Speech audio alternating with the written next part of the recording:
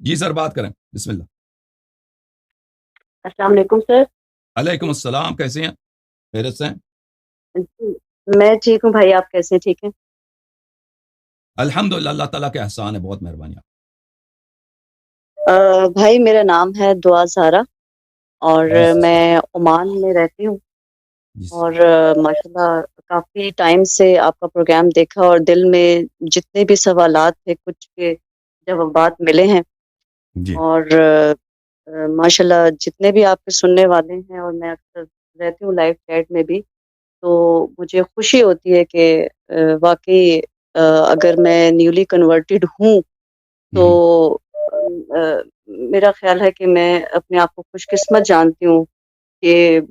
کہ ان ہستیوں نے ہمیں چنا ہے۔ جی تو خدا آپ کو عزت میرا دے، خدا قبول فرمائے، ماشاء اللہ ماشاء میرا اللہ۔ تو آپ آپ سے کا ایک پورا سوال، آپ کا جو فیملی بیک گراؤنڈ ہے وہ کیا ہمارے مسلمان بھائی جو اہل سنت کہلاتے ہیں ان سے ہے؟ جی میں آپ کو یہی بتانا چاہ رہی تھی ابھی کہ میری ہوں، جتنی بھی فیملی ہے وہ سارے اہل سنت ہیں، ماشاء اللہ۔ اور میری فیملی میں ایک دفعہ ہوں، میری ایک کزن نے شیعہ فیملی میں شادی کر لی تھی، تو سب نے ہوں، اس سے رشتے توڑ دیے تھے۔ تو تو اور یہ کہہ دیا گیا تھا، اور ہم نے چونکہ آپ کو پتہ ہے ہماری بھی آنکھ اسی جگہ پہ کھلی ہے جہاں پہ، اگر میں اپنی والدہ اور والد کی بات کروں، اللہ تعالیٰ ان کو جنت نصیب کرے، والدہ کا کافی رجحان تھا کیونکہ ان کی جتنی بھی سہیلیاں تھیں وہ ماشاءاللہ اہل تشیع تھیں، اور ہوں، وہ مولا عباس کے علم کی اور ان ہستیوں کی بہت عزت بھی کرتی تھی، اور انہیں واقعی قدر بھی تھی۔ تو ہوں، اس حوالے سے جب میری شادی ہوئی تو میرے ہسبینڈ جو ہیں ابھی وہ اہل تشیع ہیں ماشاءاللہ، تو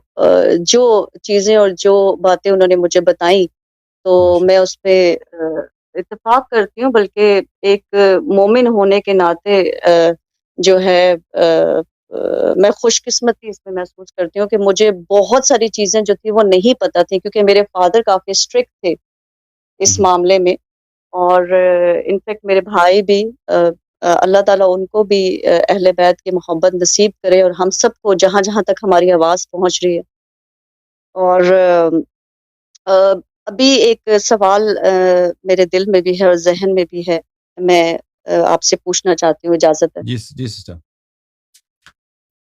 میں بھائی یہ پوچھنا چاہتی ہوں، جیسے میری زندگی بھی اہل سنت فرقہ میں گزری ہے اب تک،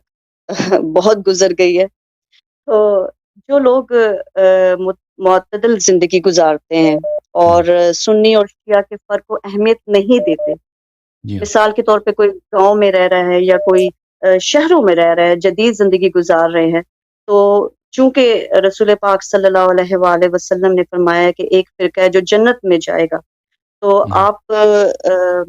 ائمہ علیہ السلام کے حوالے سے کیا ہمیں یہ حکم ہے، کیا شریعت ہمیں کیا کہتی ہے کہ کیا ان کی نمازیں، ان کے روزے، ان کی باقی زندگی کے اعمال جس طریقے سے وہ گزار رہے ہیں،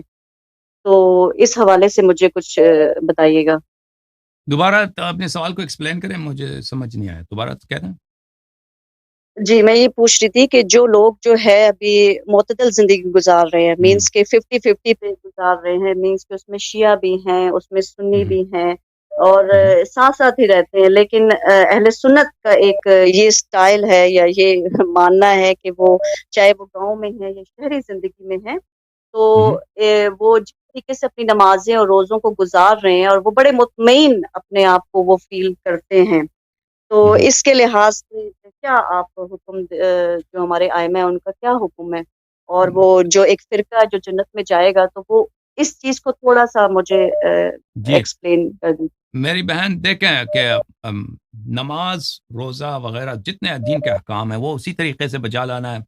جس طرح اللہ نے فرمایا، رسول اللہ صلی اللہ علیہ وآلہ وسلم نے فرمایا، اور اہل بیت طاہرین علیہ السلام نے فرمایا۔ اگر کوئی شخص ان طریقے سے ہٹ کے نماز روزہ وغیرہ بجا لاتا ہے تو اس نے اللہ کے حکم کی اتباع نہیں کیا۔ نماز اسی طریقے سے بچا لانا ہے جس طرح اللہ چاہتا ہے۔ اللہ تعالیٰ ہم اس طرح نہیں چاہتا کہ ہم جس طریقے سے ہم نماز پڑھیں تو وہ قبول ہو جاتی ہے، نہیں، اس طرح جس طرح اللہ نے فرمایا، رسول اللہ صلی اللہ علیہ وآلہ وسلم نے فرمایا، اسی طرح روزہ ہے، اس طرح وضو ہے، اسی طرح نکاح طلاق جتنے دین کے احکام ہیں یہ سب صحیح ہونے چاہیے۔ اگر صحیح نہیں ہے اگر صحیح نہیں ہے تو غلط ہے، باطل ہے۔ اب مسلمان جو اعمال لاتے ہیں اس میں بڑا اختلاف ہے، بڑا اختلاف ہے۔ شیعہ اور طریقے سے بجا لاتے ہیں،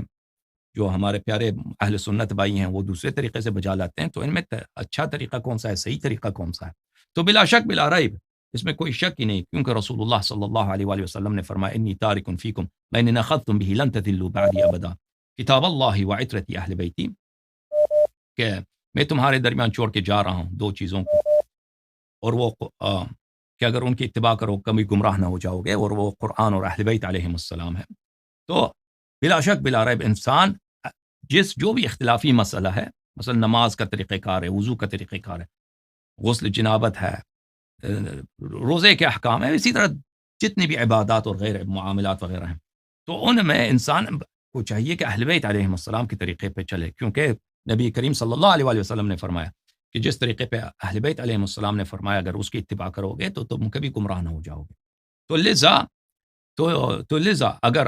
انسان کو صحیح نماز چاہیے، صحیح روزہ چاہیے، صحیح عبادات چاہیے، صحیح بقیہ احکام دین چاہیے، تو اہل بیت علیہم السلام سے لینے ہوں گے اور اہل بیت علیہم السلام کے طریقہ کار پہ چلنے ہوں گے۔ تو یہ بلا شک بلا ریب یہ صرف مذہب شیعہ ہے، صرف مذہب شیعہ ہے جو اپنے سارے احکام اہل بیت علیہم السلام کے طریق سے لیتا ہے، اور اہل بیت علیہم السلام کے صحیح متواتر احادیث ان کے پاس ان سب مسائل پہ موجود ہیں الحمدللہ رب العالمین۔ تو حق، کیونکہ نبی کریم صلی اللہ علیہ وسلم کے بعد دین میں اختلاف بہت زیادہ آ گیا ہے سب مسائل میں، ان اختلافی مسائل میں جو احکام سے متعلق ہے، حلال و حرام سے متعلق ہیں، تو اس میں بلا شک بلا ریب اہل بیت علیہ السلام کی اتباع کرنا ضروری ہے۔ میں امید رکھتا ہوں کہ میرا جواب آپ کے سوال کے مطابق رہا ہو، یا آپ کوئی اور چیز پوچھ رہی ہے؟ جی بالکل صحیح فرما رہے ہیں، لیکن اس میں جو ہے یہ بھی فرماتے ہیں کہ مطلب یہ سارے کہتے ہیں کہ لوگ جتنے بھی، کیونکہ میں تو ان لوگوں میں اٹھ کے بیٹھ کے میری زندگی گزر چکی ہے، مجھے کہتے ہیں کہ جیسے ان کے حضرت ابو بکر ہے، عمر کا احترام کرنا جو ہے وہ واجب ہے، ضروری ہے، اور ان کے اعمال کی سزا جو ہے وہ اللہ ہی دے گا، مگر ہم پہ جو ہے وہ احترام کرنا ضروری ہے۔ اور مینس کہ اس کا مطلب یہ ہو گیا کہ شیعہ غلط ہیں، کیا کہتے ہیں آپ احترام کرنا ضروری ہے، دیکھیں ان کے اعمال بھی تو دیکھنے ہوں گے نا کہ ان کے اعمال کیسے ہیں۔ اگر ان کے اعمال ایسے ہیں کہ وہ قابل احترام ہیں تو سب کے لیے وہ ضروری ہے، شیعہ کے لیے بھی ضروری ہے کہ ان کا احترام کریں، دوسروں کے لیے بھی ضروری ہے۔ لیکن آپ اس طرح پردہ ڈال کے بھئی ان کے اعمال کو چھوڑ دو، ہم ان کا صرف احترام کرتے ہیں،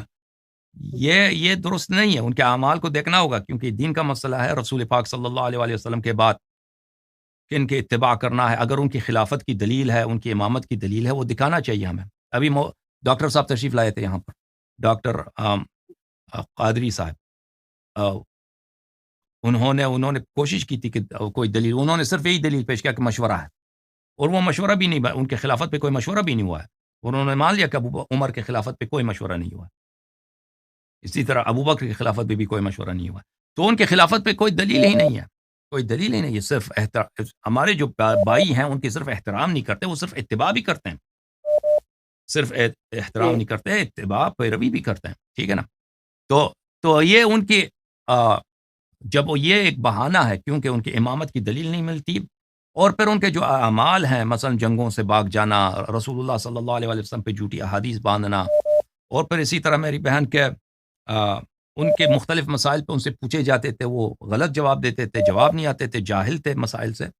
تو ان پہ پردہ ڈالنے کے لیے شیعوں کے لیے ان کے پاس ایک چارہ کار، ایک ایسا بہانہ ان کو مل گیا کہ بھئی ان کا احترام کرو، باقی باتوں کو چھوڑ دو، ان کا احترام کرو۔ تو کیوں احترام کریں؟ کیوں احترام کریں؟ بھئی پہلے امامت کی اگر دلیل ہے تو دلیل ہے، اگر دلیل نہیں ہے تو پھر ان کی امامت باطل ہے،